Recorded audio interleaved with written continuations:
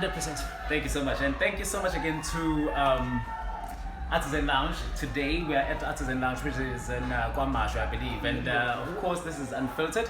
It's a podcast, and I'm Msomi. I'll be taking care of you all the way till the end of this beautiful interview. Today, we are hosting, just like we usually do, a pioneer, a black man who's been able to do phenomenal things in the entertainment industry. I'm talking about Mr. Adie Palmer. He's asked us to come to Artisan Lounge because he usually plays here as a jock. He usually plays in this hot and happening area. I'm sure that people would want to come through and have it checked out. I will also post some photos just to show the ambiance of the place and how beautiful it is. Mr. Adie, Chief, how's it going? Good, my man. You? A long time, man. Yeah, been a while. 100%. Thank you so much for asking us to come through to Artisan Lounge as Unfiltered with Oscar. Which is mine, man, for having me. Yeah. Now listen, the real reason that we wanted to profile you is the fact that I as a personally, I've known you for a couple of years. Yeah. I think I actually met you through a friend of mine, which is X. Not just a friend of mine, actually, he's my cousin. Okay. And that's when you guys were both employed, I think, in one of the telecoms companies that is out there. Yeah, call center. I don't know if I should name drop. Yeah, let's make the free famous. airtime. Exactly. But anyway, we decided that we're going to come here today and profile you because I think that you have an incredible story to tell. You've been in the industry doing music, and not just doing music, but also you dabbled into something else which is much bigger than music. But I want us to go back to where Adie started in the entertainment industry. What made you see the light and made you want to be a part of it? Take us back to your schooling days. How can I start? Music is a passion. It's a universal thing. Yeah. I grew up. I liked partying from an early age.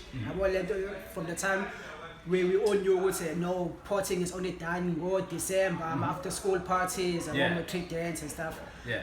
I actually had a friend of mine in Newlands who used to host a matric after party in Newlands. He went to Newlands West Secondary. Right. He'd host huge parties. Yeah, man. Like go country club and stuff like that. He'd set up his sound. And I remember Country Club when it used to happen where it took Sundays like Village Green. Yeah, it's a Village That Green. was the best time. I remember that period. Yes. And he'd obviously he'd hire his taxis or Tobela and stuff Right. like that. So having that kind of vibe brought to Newlands ESD and having his sound set up made me interested in what if a friend of mine can do it, let me just help him. Yeah, so I jumped onto it and said, let me help him do the stuff, and that's how we grew into the music. So you sort of found yourself in a space where you were already falling in love with this thing, you want to DJ, you want to be in the party scene, you like to entertain people. Yeah, so you started this, obviously referencing it from a friend of yours who was already in the scene. But then you were young at that time and you obviously wouldn't have the access to get to the things that you would really require to start up something that would cause you to be out on the road and stuff like that. Yeah. In your high school days, you would move to tertiary. Did you actually do anything in the music industry when you were there? During that time from moving to school to tertiary, when we had saved up, our parents obviously helped us buy a couple of equipments. That's right. My friend of mine, he is the one that actually started sort of having a sound like in our area. Yeah. I remember back then we'd use normal turntables that didn't have like your pitch controls. Get out of here. And like the normal turntable. Your normal turntable, yeah. That's the kind of stuff that I would have because I just listen to music, I don't scratch. You understand? Yeah. And that's how we actually learned how to play on vinyl using just normal turntables that didn't have a pitch control. And let me tell you, it still sets apart because a real disc jock from any other person that would like to call themselves a DJ when you can work with vinyl, man. Well, so they say. I don't want to cause it and say if you've never DJed on vinyl, that you're not a real DJ. Yeah, no, it really. I guess we've shifted, but still, man, traditionally, you just cannot go wrong. Exactly. Yeah, man, and the quality of the sound that you get out of vinyl as well, it's so much. You can't compare it to the compressed USB sound that you get these days, you know? No, because nowadays you have to consider my formats when it comes to your downloads and. I little at one page and the next track is exactly. That will just kill the vibe, and obviously people are gonna pick that up. Exactly. Vinyl keeps that standard. Too much. So from high school, you moved to tertiary. In tertiary, what did you dabble in that made this love of producing music and playing music and entertaining people grow in tertiary level this time? Okay, my tertiary studies had nothing to do with entertainment That's or right. music. Uh-huh. I just went there. Initially, like growing up, we all want to be something because our parents put the idea in our mind. Exactly. So you have to be a lawyer, you have to be a doctor. Exactly.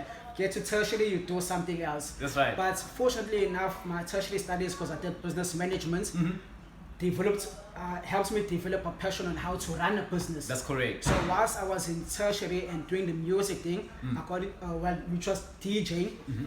I then met a guy who actually had an events company That's called right. Proactive Concepts, and they hosted events. So I decided to stick with them, see how they do the events, how they interact with people, and I thought, okay, why don't I use my studies and try and eventually register my own company and do my own events to give me an added advantage as a DJ as well. Because I also noticed ukuthi actually emhlabeni it's somehow ever happens ukuthi wenze into that just by chance and you never come back to use it.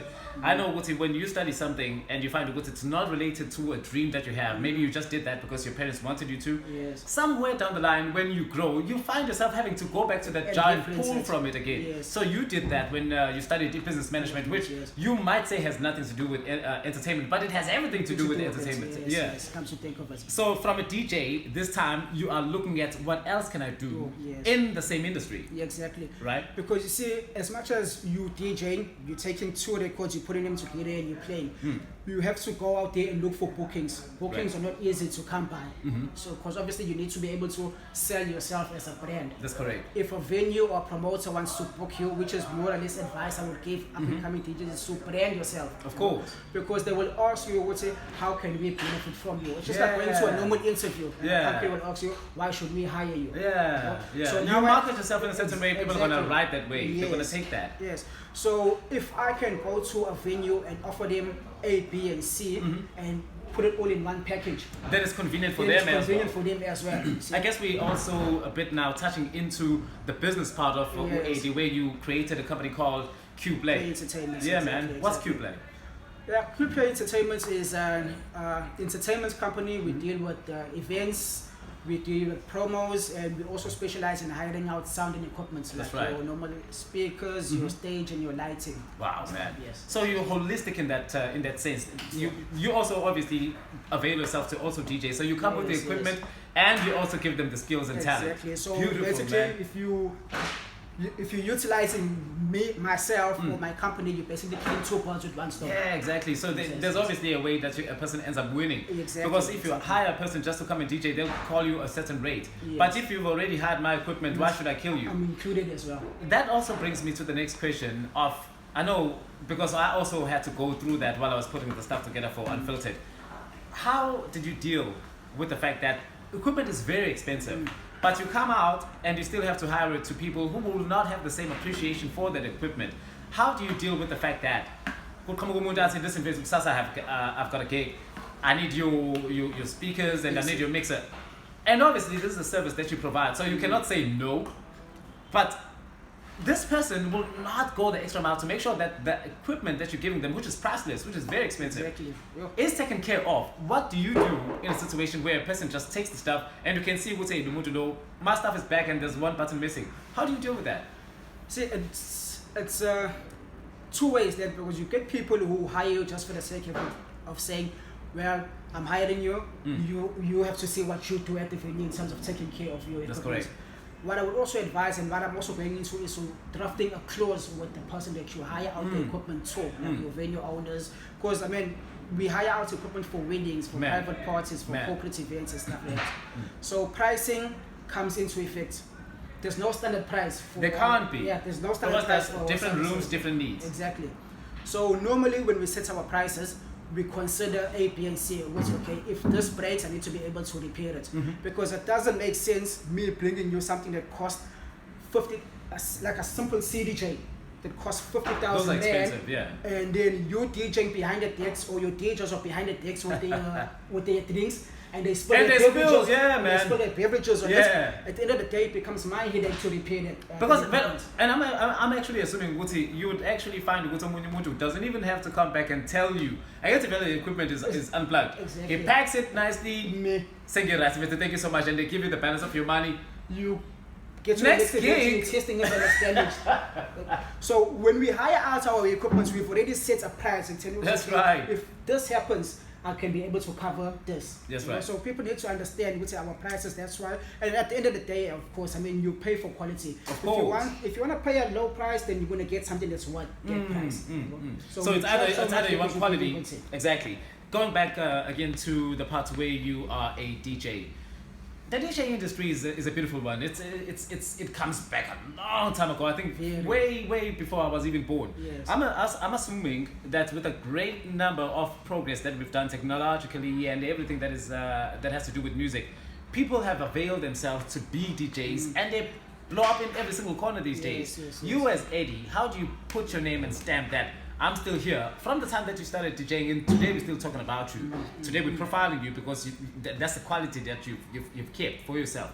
How have you dealt, man? I'm telling you, how have you kept yourself relevant in an industry which has DJs coming up every single day in every single corner? In one house, you'll find a DJ batad, and I'm not talking about ilogi, shidi lokana. Like, how do you keep yourself relevant in all of that? You know, I mean, stats has it. What's it?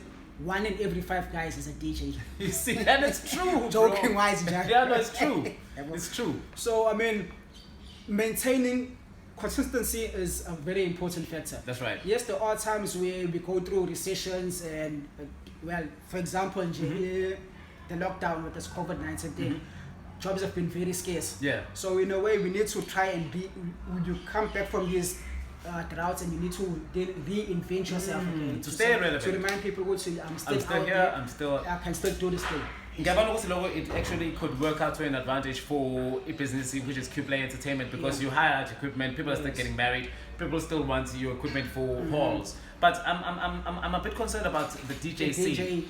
How have you tried to make sure that besides the relevance, which is definitely required, but to change with the times? Because even with DJ 2010, you might find the stuff that he had, the stuff that he brought, doesn't go as far nowadays.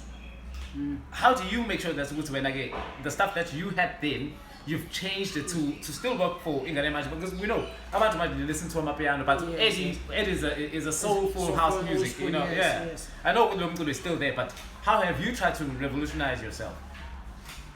You know, I'd have to say, I can say I'm still constant, I'm still the way I was back then, but I try and keep it modern. Quality don't change. Let me put it that way.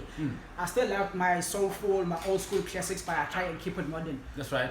Hence why, as a DJ, put yourself out there. Even if you're not getting bookings, keep in contact with the guys. See what's up to date in the music industry, like your downloads, your technology. Of course, and go to your venues. It doesn't mean that you must only go to a venue because you're booked. Be relevant. Let the people see you out there. Because you don't want to just rock up and we've never seen your face. Exactly. Who are you? You know. And for the fellow DJ who is in your circle, you have to go and support him if he's got a calling, if he's got a gig, so that the numbers are there and people can see who goes, okay, he's got a squad, he's being backed by people. And when you go to your own gig, you can also receive the same love. And also push other people's events so that they can do vice versa. Exactly. Because I mean, at the end of the day, we need each other in the scene. That's what they've always said, man. Man, Eddie, because I know it's going to start happening like high, and I really don't want to keep you. I just want to say I really appreciate the fact that you're able to give the Unfiltered with Oscar Msomi a chance to speak with you today, and the fact that we're able to cover who Adie is and what Adie does. The fact that you've got this beautiful company which is Qplay Entertainment, which has that equipment, and obviously you're readily available. I'm sure what's on our internet, what's about you can get to you, social links, social media stuff. How do people get through to you, and how do they actually get to maybe hire the equipment, or even if they ask you as a DJ to come and play at the next gig? Okay, this goes down to my contact information. That's right. My personal number. I wish I had another business now. Yeah, people will need it. But it's my personal number. Also use it for business purposes. That's it's correct. 084 777 1809. All right. It's available for calls and WhatsApp as well. And your social links, Facebook, Instagram? Facebook, it's Adie Palmer, ADIE PALMER. Instagram, it's Adie_DJ. DJ is DEE JAY. Perfect. As well as on Twitter, Adie_DJ. 100%. Company email is QPlay Entertainment, Q with the QUE. Just make sure that you go and look out for that. It's qplayentertainment@gmail.com. Yes, and of course, this is Adie Palmer. He's a friend of mine, and he's a beautiful DJ that you should definitely check his stuff out. He's also got a company that is QPlay Entertainment. You definitely don't want to miss that. And knowing that we're coming from COVID and hopefully having to move away from that now that they are actually working with the vaccine, we're really hoping that we start to see events that are going to pop up, even in such beautiful places like Artisan Lounge that we're visiting today as Unfiltered with Msomi. So with that said and done, really want to say thank you so much, Mr. Adie, for having us at the place where you usually play, which is Artisan Lounge. We really appreciate, man. It's my Thanks pleasure. again, It's Chief, been man. nice meeting up with you guys. Thanks, man. Hope we get to do this again. Definitely. We can cut it out, Chief.